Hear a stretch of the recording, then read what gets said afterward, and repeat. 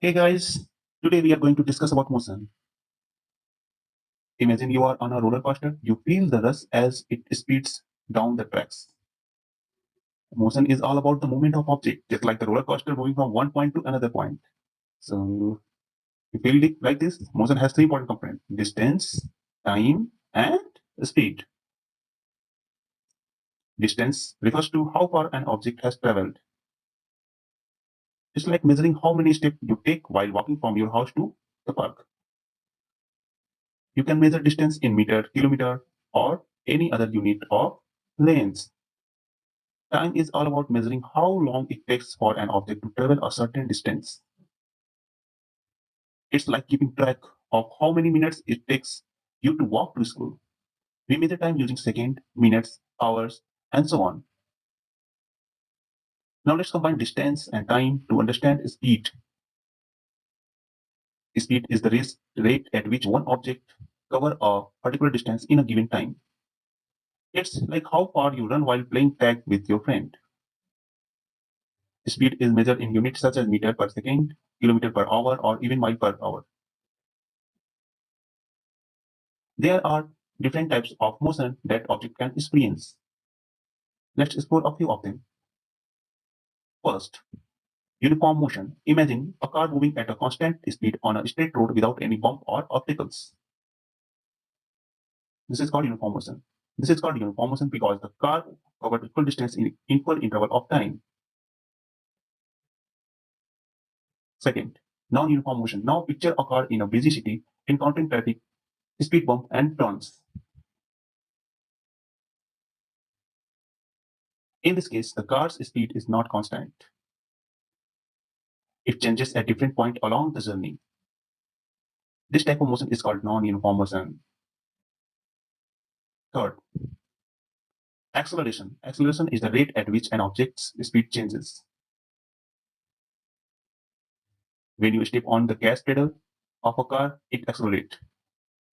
Similarly, when you hit the brakes, the car decelerates or slow down. Acceleration is the change in speed divided by the time taken. So, is equal to, apart from this basic concept, there are other interesting aspects of motion such as displacement, velocity, and graph to represent motion.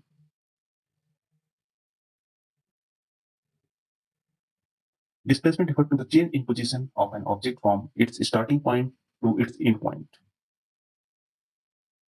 Velocity combines speed and direction, giving you a sense how far an object is moving and in which direction. Graph can help us visualize motion. A distance time graph shows the relationship between distance traveled and time taken, while a speed time graph depicts how an object is changed over time. Remember, motion is all around us, from movement of the planet in the space to the simple act of walking or running. By understanding the concept of distance, time, speed, and different types of motion, we can explore and appreciate the dynamic world we live and help the nature to grow. So, buckle up, enjoy the exciting journey of motion. And next point, we will discuss about laws of motion. Newton's first law of motion.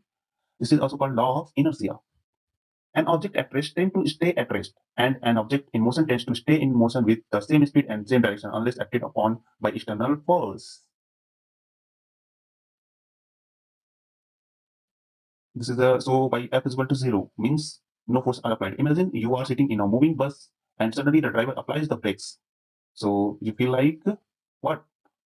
You lurch forward because your body tends to continue moving forward due to its inertia.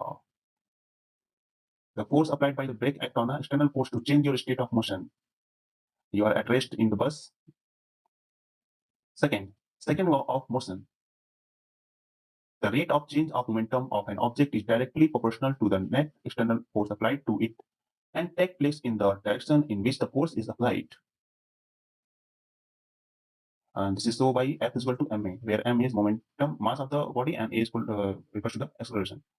Example, if you push a small ball with a certain force, a big ball with the same force, the big ball will experience a smaller acceleration compared to the small ball because big ball has more mass than small ball. This is because the mass of an object affects how much it accelerates when a force is applied to it. Third, Newton's third law of motion. For every action, there is an equal and opposite action reaction. So this is also called action reaction, where F is equal to minus F2. When you jump off a boat onto a dock, your action is pushed against the boat with a certain force. So as a reaction, the boat pushes you back with an equal force in the opposite direction, allowing you to jump forward.